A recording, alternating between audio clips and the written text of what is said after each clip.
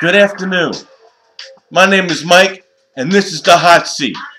Your modern day warrior coming at you with the topics that need to be discussed objectively and truthfully.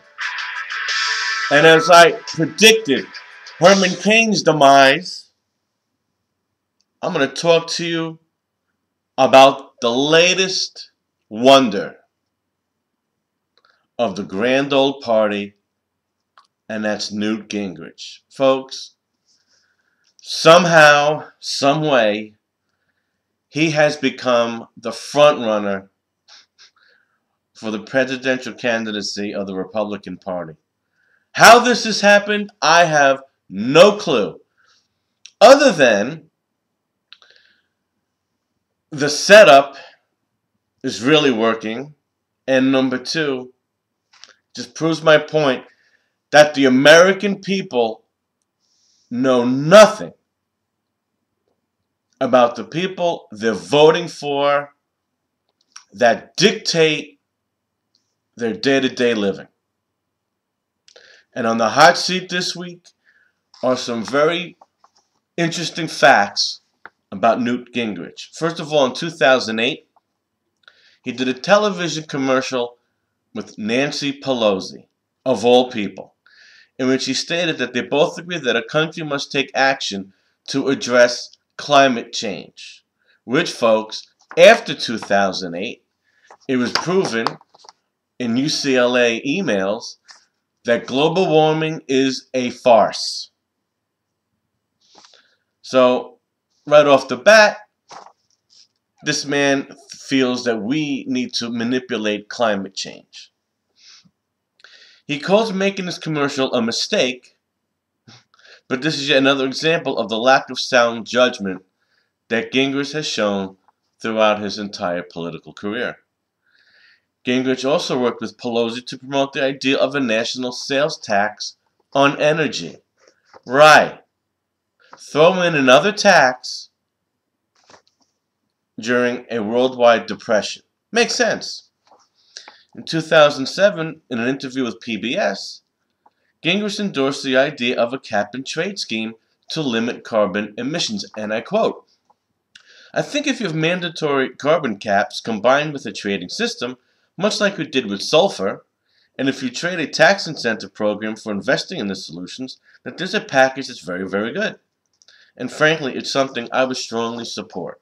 So you support a program that Obama supports. Interesting. During this campaign, Gingrich has loudly denounced Obamacare, but in 2008, he wrote a book entitled Real Change, in which he endorsed an individual mandate for health insurance. In fact, earlier this year, Newt Gingrich stated during an interview on NBC's Meet the Press that he still believes in an individual mandate.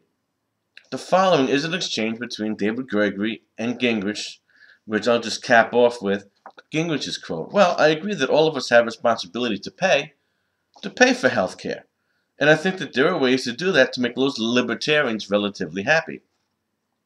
I've said consistently we ought to have some requirement that you either have health insurance or you pay a bond." Well, Hillary Clinton says you either buy the insurance or you're fined. Bond, fine, same thing to me. And yes, this independent conservative does agree that all American citizens must pay for health care and illegals get nothing. However, I have stated on my show continuously that the corruption of the healthcare system also falls upon the small business area of our country.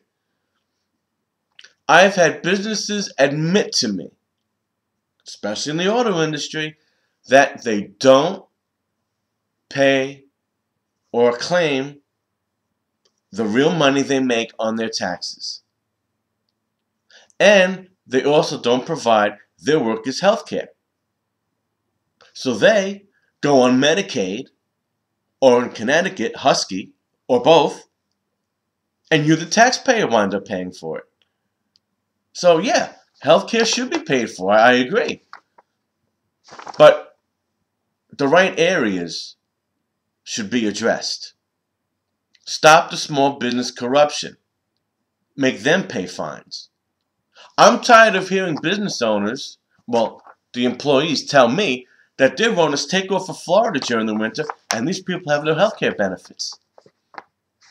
That's wrong.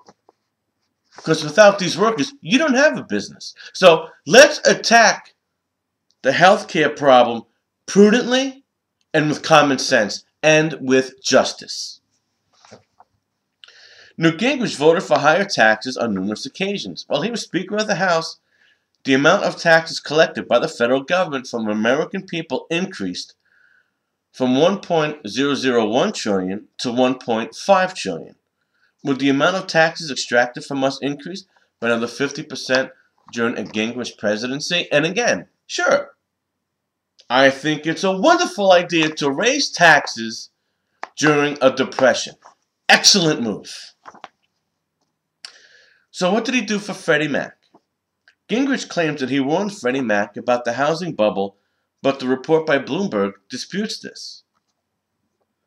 None of the former Freddie Mac officials who spoke on condition of anonymity said Gingrich raised the issue of the housing bubble or was critical of Freddie Mac's business model.